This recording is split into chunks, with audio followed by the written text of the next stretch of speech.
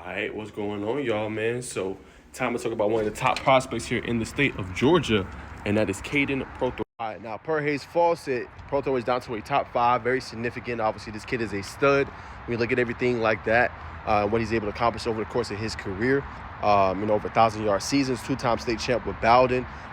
In place for a program, obviously, I still think very underrated. They've been dominating their Class A Division II, believe it is.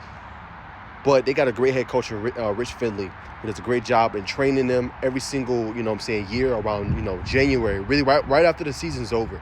A week, at most 2 weeks. They're back in the mud and grinding again for the next year. And that's why they have so much success.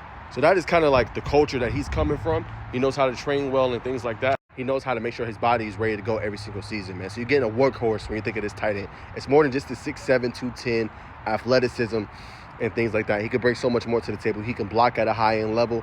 He can run routes like a receiver.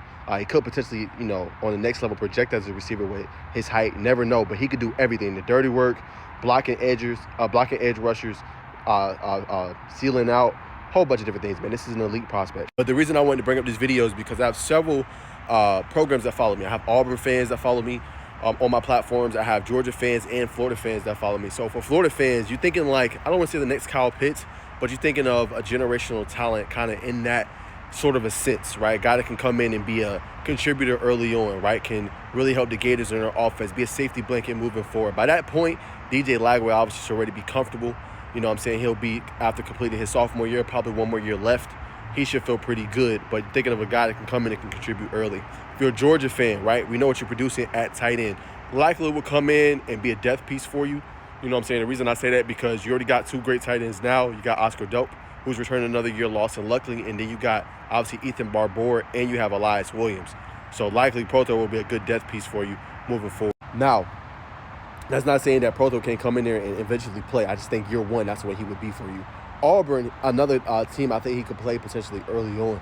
They need more help, obviously, at that tight end spot, for their program. They need somebody that can grow and develop with the quarterback. Whatever you decide to do as far as the quarterback position, we talked about the battles, Jackson Arnold, right? We talked about Ashton Daniels, right? We talked about, obviously, their freshman Deuce Knight. But you need a guy like this that could be kind of like that game changer for you. So that's really what he is as a prospect, man. He's a game changer, comes in.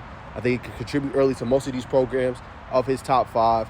And I think he's a guy that's going to be an elite stud at the next level, man. Got a chance to see him up close and personal a few times, man. The kid's unguardable. He had several highlight reel catches in the state championship game in their win.